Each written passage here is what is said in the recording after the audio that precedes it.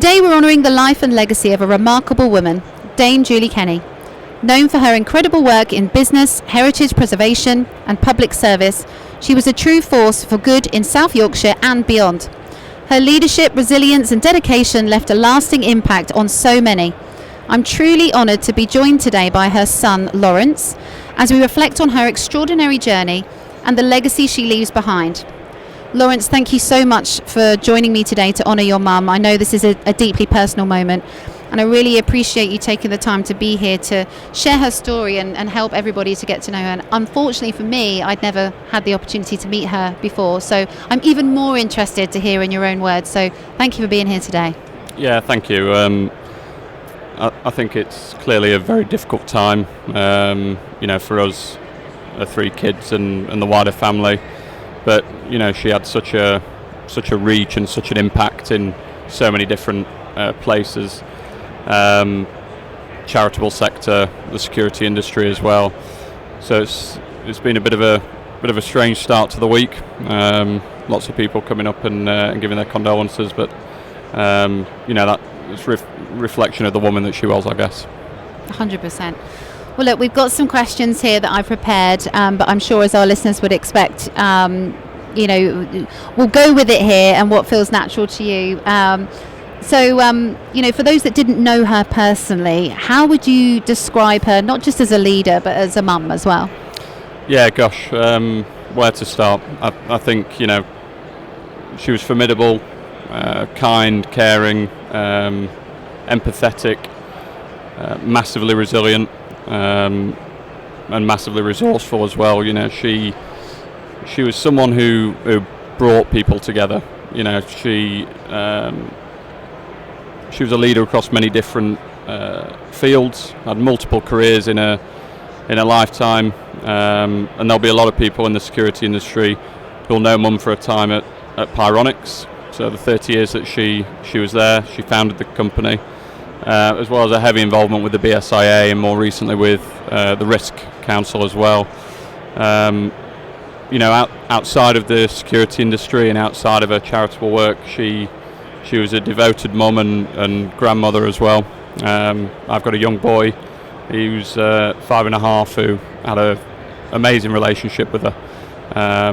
And in those brutally short years that he knew her, created lots of good memories. She gave him lots of memories, and I'll forever be thankful for that. But those are the sides of a business person that people don't often see. The behind closed doors, the normality, I guess, of being a mum or being a nan grandmother. Just an incredible woman. Well, she did make an incredible mark on the security industry. What do you think really set her apart? I think it was how down to earth she was, how approachable she was. A close family friend of ours, John Healy MP, who's the Defence Secretary, said in a press release that he was the local constituency MP for where Pyronics is based in Rotherham. And when he went to visit the factory, he was astounded that she knew everybody's name as a business owner. She knew their family. She asked about their family. She cared so much about the people that she employed and the friends that she made when she owned Pyronics. And I think it's that really sticks to me, sticks with me. The tributes that people have paid over the last number of weeks have been astounding. The amount of people that say that she mentored them and spent a lot of time with them. I don't know where she found the time, because she was so involved in business, in civic life, in supporting charities. It's really quite remarkable. And for much of her time in the security industry, she was often the only woman in the room. In a boardroom full of and it didn't hold her back. Full of men. Didn't hold her back. I think she actually talked to me about how it was a bit of an advantage sometimes, because she'd say that women tended not to be afraid to ask what would be seen as stupid questions. And actually after she'd ask it after the meeting, other men had come up to her and say, "Oh, thank God you asked that question. I had no idea what they were talking about." So I think it's really that, just being so down to earth, and it comes from her upbringing as well, a childhood, which I'm sure we'll come on to. She was just such an approachable, empathetic leader, and I think it can be a rare quality. 100%. And you know what? It probably makes sense to even touch on that as well now. I had read some information about what had happened, but why don't you tell us in your words, her experience and how that obviously made an impact on, her? Yeah, so Mum grew up in in Hillsborough in Sheffield. She grew up in a very chaotic home. She would always talk to us about her experiences of growing up. She was a child carer, from around the age of 9-10 to a younger brother. She'd often talk to us about the shame she felt when bailiffs and money collectors had come to the house. And I think that really gave her a massive sense of drive to do something with her life. And Christ, she did that. Yes.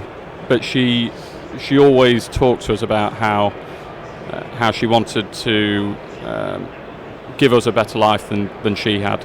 And she did. We had a fantastic childhood, but she sacrificed a lot of things as well. Growing up, she travelled a massive amount, and she was a single parent as well. From me being around the age of 6, so a single mother running a multi-million-pound business. Mm-hmm. Those are the just incredibly resilient. Everyone can probably hear now we have some great entertainment just making its way past. The mariachi band.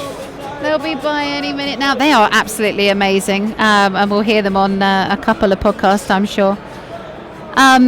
So what values do you think you would say that she lived by that carry on with you today? You just talked then about what she went through younger, and clearly wanted to make sure that you as her child, and I say child, I know you have siblings as well, but that your upbringing would be the opposite or better than what she experienced. So what values do you think will really drive behind that? I think she had a very difficult start in life, as I said. That chaotic household on a council estate in Sheffield.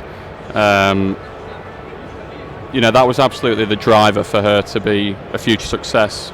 She was never really driven by monetary reward. It was more about self-worth and doing something positive and helping people, and I think that work ethic.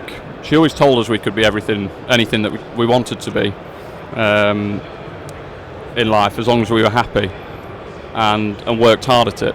Nice. As long as we were happy and we were the best that we could be in whatever we wanted to do, then that was okay for her.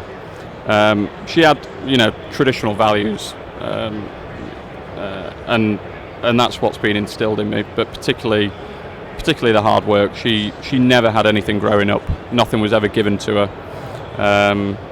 She started out as a secretary, and she thought that was the most glamorous job in the world. She told us. You can see how the options for girls back in back in the 60s and 70s were pretty limited.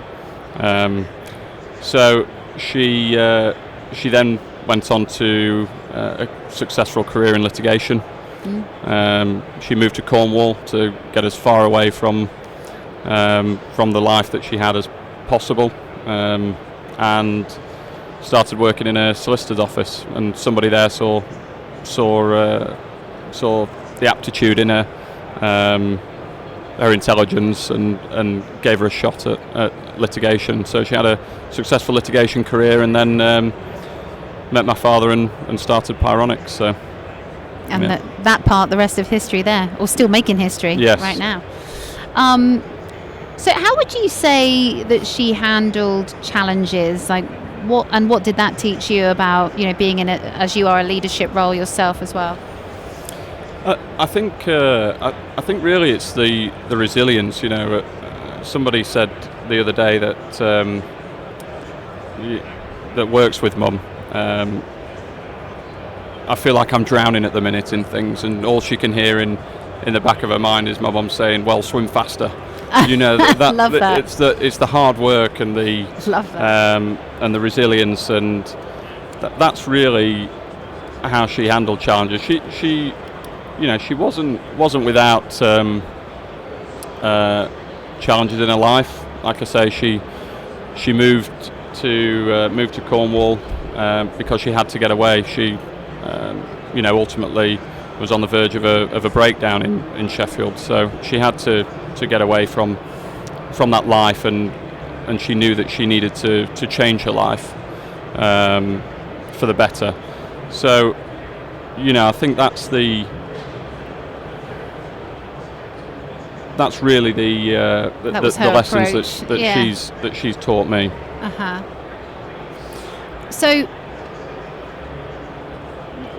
talking about sort of carrying it forward here, a couple of questions maybe we can sort of mould into one. So, how do you think her passing has shaped the way that you see your own role, I suppose personally, but also professionally? And what part of her legacy do you feel most passionate about continuing on? Well, I think clearly we're all devastated by a loss as a family. It's strange, we're still coming to terms with it, I think, and I think we will for the next number of years. It's such a big void to fill in our lives, because she was so involved in lots of different areas in locally in Rotherham and South Yorkshire, but nationally as well. She was involved in so many things. So it's I think it's difficult to grieve in that sort of environment because lots of people knew her. It's not,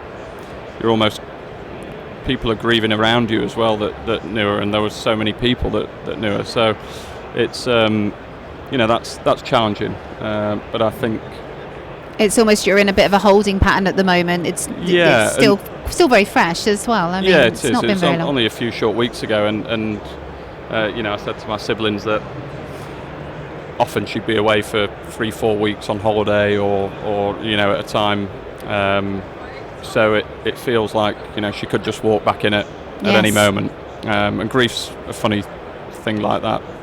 Massively comes in waves, and I think it will do for a while. It's going to take time. Yeah. And I've no doubt, as you'd naturally think at certain significant times of the year that things become more harder to absolutely. To cope with mentally. Just had Mother's Day, so it's those are the things that make it difficult, and birthdays and things. But ultimately, she taught me, and she taught us kids so much, and she had so much more to teach us. That's one of the frustrating, gutting things, really. But in terms of the way that she shaped my role, I'd always ask her for advice, and she'd always freely give it. Were you in the same office together for a while? I know she would travel a bit, but would she come in and just sort of barge in, and what was she like? She actually, so she sold Pyronics in 2016, and I'd worked there from 2012. Right. So, and I'm still there now, but she never wanted to manage me. Okay. And didn't want to get involved. Mixed business and pleasure, yeah. No, certainly didn't. And I'd worked at Pyronics for a number of years before that, for summer jobs whilst I was at school. So I'd go and work on the factory floor, and I'd build PIR detectors with the teams there. But it's always at arm's length because she also didn't want any favouritism. Yeah. She didn't want it to be. That's the old-fashioned piece, isn't it? Super professional. Absolutely. Yeah. She was the consummate professional, and she was certainly not very big on nepotism and people being gifted things. People had to work for things, and that included her own children. So she'd pop her head through every now and again, and I'm sure she'd be asking behind the scenes how I was getting on, but right. But no, I didn't.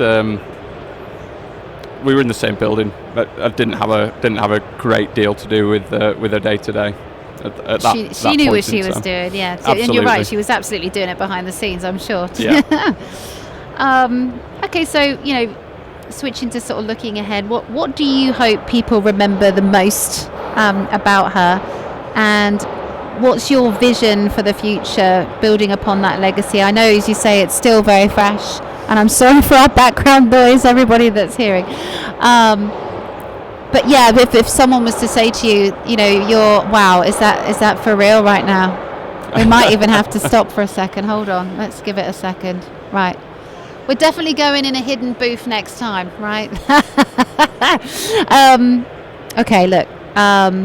So yeah, I mean, and this is a positive part, because this is okay. So moving forward, we want to remember her. There was probably things that I don't even know about yet. I don't know if there are already, I don't know, anything new that's being set up. There probably are already. I know, reading that there are certain things that have already been set up that she was part of setting up. But has there been anything, since or during them that's planned to happen, that's in her honor or in her name, or something that you think isn't actually, that you would like to, that we're not going to fix the world right now, but that you think, do you know what, that's something that I know she would be proud to have her name associated with, that the industry might, listening to this, might think that could be a good thing that would work. I think we've talked about Pyronics in her early life. After Pyronics, she was massively involved with Wentworth Woodhouse, which is a Grade 1 listed stately home, actually based in Rotherham. Right. She was part of the she was chair of the trust that bought the property back in 2017, and has been the driving force really behind its regeneration. If they hadn't have done that, the house would have been lost to the annals of time really, and the property is incredible. It's twice the frontage is twice the length of Buckingham Palace. Palladian style on the frontage, and then behind there's a Baroque style house as well.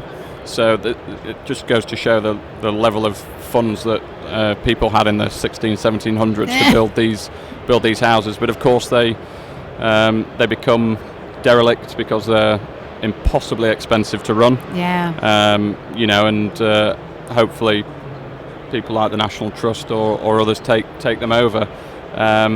But it was the Wentworth Woodhouse Preservation Trust that took on Wentworth Woodhouse, and she was, as I say, the chair and the driving force behind it. And that I think is really Mum's lasting legacy. Everything she's done in the security industry, yes, she'll forever be woven into that fabric. But sure, Wentworth Woodhouse, being able to save that for future generations. I'm particularly proud of that. That she was able to do that and start the journey. But that journey's not finished now. Sarah McLeod, the CEO there, and my mum worked hand in hand to secure the future of the property, not just for the people of Rotherham, but for the nation, because it is such a fantastic place. And I'd encourage all your listeners to get up to Rotherham, go and visit the Wentworth Woodhouse, and then pop by for a factory tour at Pyronics as well on the way back. But they're executing the master plan, and they're probably 4 or 5 years away from being self-sufficient in terms of the funding and everything. The funding, and so they've got lots of big capital projects that they're currently getting grants for and raising money for. But for a place like that, like Chatsworth, which is just down the road in Derbyshire, the criticality has been self-sufficient in terms of turnover, and being able to sustain it as a business going forward without having to raise each year massive amounts of money to cover any shortfalls. So there has been a fund set up in her name a lot with the with the blessing of us kids to do that. So that's the Dame Julie Kenny Legacy Fund for Wentworth Woodhouse. For the security industry, I'm not sure. It's probably too early, but to say. But you're open to ideas, perhaps, open at to some ideas, point down definitely. the line. I think I'm seeing more and more now that I think we all joke about it being an incestuous industry, and a lot of us that have been going for many years. Yeah. But what I'm seeing more now is that real community focus generally is stronger than ever before, regardless of where you started and where people are now. And this just oozes all of the key personal skills. You talk about resilience as well, which really speaks to me, and I love the fact that when someone says they're drowning, that she says, well, swim faster. I mean, what a great line to live by. I'm sure it was slightly tongue-in-cheek, but but she'd never ask anybody to do anything that she didn't or hadn't done that herself, and she's always had to swim faster, and you'll know as a woman in the security industry, it's had its challenges. Yeah, it can be tough, and I've witnessed that firsthand from what she's talked about over the years. In her days at Pyronic, she'd travel to certain countries, and customers wouldn't talk to her or wouldn't assume that she was the owner. One in charge. Yeah. Exactly. Mm-hmm. They'd talk to one of the males that she was with, and thankfully times have moved on, but I think there's still a long way to go in the industry, and in all industries really, with that. But I think she along with other women at the time paved the way for not only security industry but manufacturing as well, because again manufacturing is still very male dominated. It's I'm sure there's something down the line that we could do. Good. So to kind of close us out, anything else that you would like to share, whether it be about her or maybe you think about you and your siblings that you think you would love for people to even know? Maybe it's something they don't know, or maybe even just finishing on some of the things that you've already said there that you feel you would like to leave as sort of a lasting or final comment, I suppose, for this tribute. Well, she touched so many lives and made such a big difference to our local area. Rotherham had a terrible reputation after the CSE, child sexual exploitation scandal that really rocked the town. And she was a government appointed commissioner when the government took control of the council, and she felt a massive amount of shame actually that it had happened, and that when people from Rotherham are asked where are you from, they'll say, well, near Sheffield, or people weren't proud of being from Rotherham, and she with Wentworth, she really wanted to have somewhere that can foster community engagement and can be a real beacon for both economic growth and an economic driver for the region, but also that the people of Rotherham can be proud of and have that lasting legacy. She wasn't bothered by her own legacy. She just wanted that that there was she could help make a difference, and she always wanted to help make a difference to people's lives, and that'll really stick with me. Well, she sounded like she was an amazing person. I love that she had an opportunity to meet your younger, was it 5-year-old, did you say? Yeah, 5.5. I nearly 6 actually. So he keeps us honest and keeps us busy. But that's a really difficult thing to have happen. I think he struggles really to understand the weight of it, and he just wants to go to the park and play football and shake it off. So, but that for me was quite challenging personally. Well, I love that you have such an amazing story to tell about her, and that you'll no doubt ensure that as they grow older, that all of the kids live on the stories of this amazing legend. Nana, did you say they're called? Is that Nanan? Nanan. Yeah. Love that. Yeah. Thank you so much for sharing this. I can't wait for others to listen. Laurence, an absolute pleasure to meet you, and thank you for sharing the story. Thank you.